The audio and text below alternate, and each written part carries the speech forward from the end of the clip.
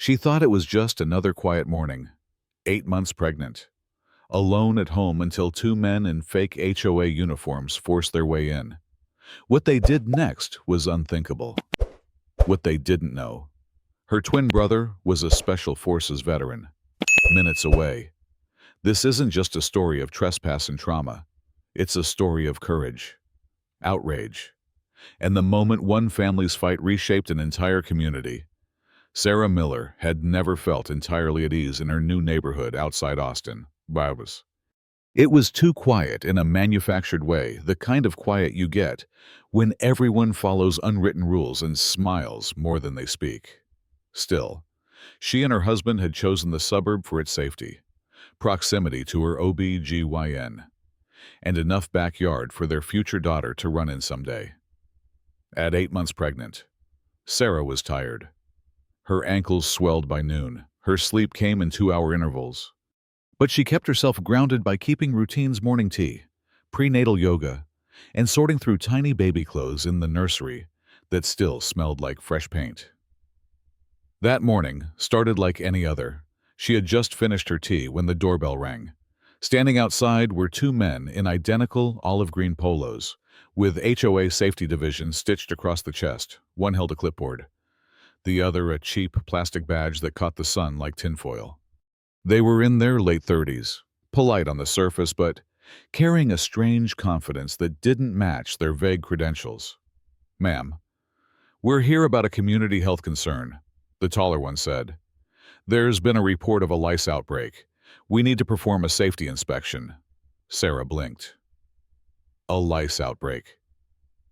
That doesn't even make sense. "In my home, we're just doing a sweep. Mandatory check." The other added, stepping closer. "Won't take more than a few minutes." "Wait, hold on," Sarah said, backing slightly. "Who authorized this?" "I haven't been notified by anyone. And you can't come in here without..." Before she could finish, one of them stepped past the threshold. The other followed. They didn't force the door, so much as slide past her hesitation like it wasn't there. She was stunned. Not screaming. Not yet. Then came the clippers, from a side pouch. One of them pulled out an electric razor. The sound of it buzzing to life turned her confusion into panic. "What are you doing? We're required to eliminate potential carriers," the man said calmly. "It's protocol." No. "Absolutely not," she shouted, backing toward the kitchen. But she didn't get far. They surrounded her, directing her to sit. When she resisted, one pushed her gently but firmly down into a dining chair. The first buzz passed across the back of her scalp. Her screams filled the house. Chunks of her hair hit the floor. Her chest tightened. The baby kicked hard. Oh, purr. She could barely breathe, begging them to stop.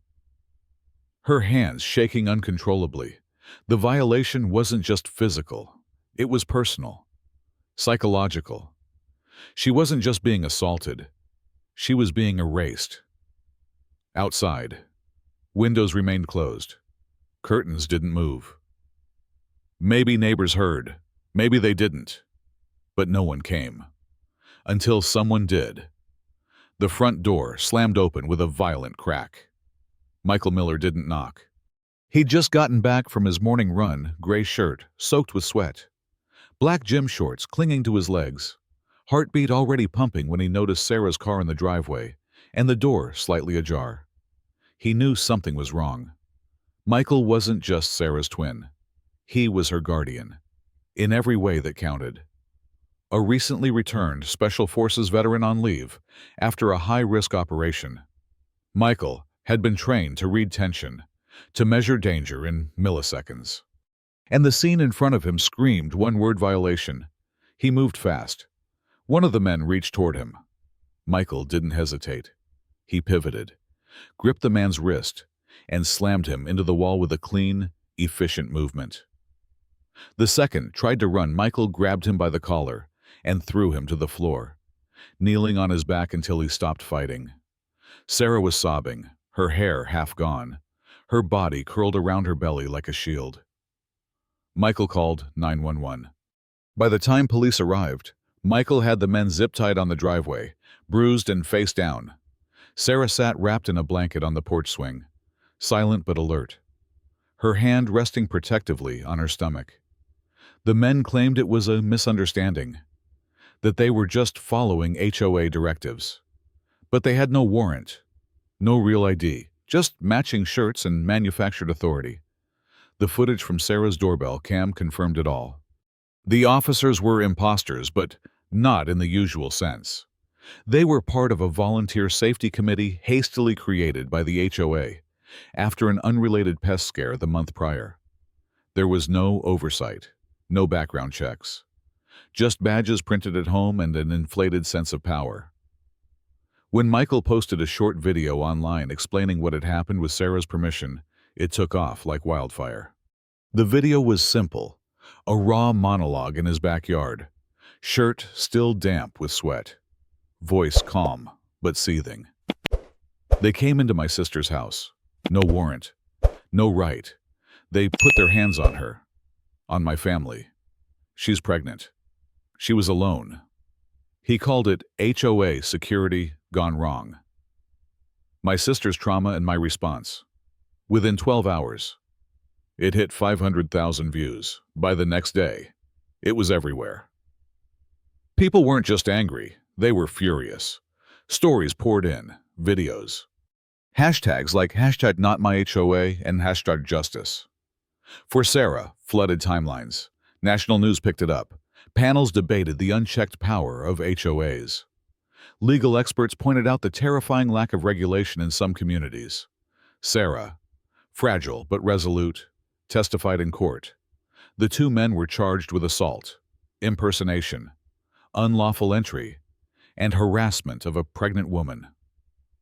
The judge called their actions a grotesque abuse of perceived authority and sentenced both to jail time. The HOA board collapsed under pressure. The president resigned. Civil suits began piling up, and residents demanded accountability. But something bigger happened, inspired by Sarah's story.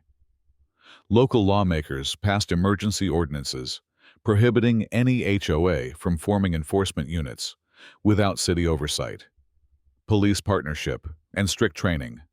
They called it Sarah's Act. It passed unanimously. A year later, Sarah gave birth to a healthy baby girl. On her daughter's first birthday, the family held a small backyard gathering. No speeches, no reporters. Just banana cake, balloons, and people who mattered. Next to the garden gate stood a simple brass plaque, barely noticeable unless you looked for it. It read, "This home stands because someone stood up." Michael never gave another interview. He said what he needed to say. And the neighborhood. It finally got quiet. But this time, it was the kind of quiet Sarah could trust.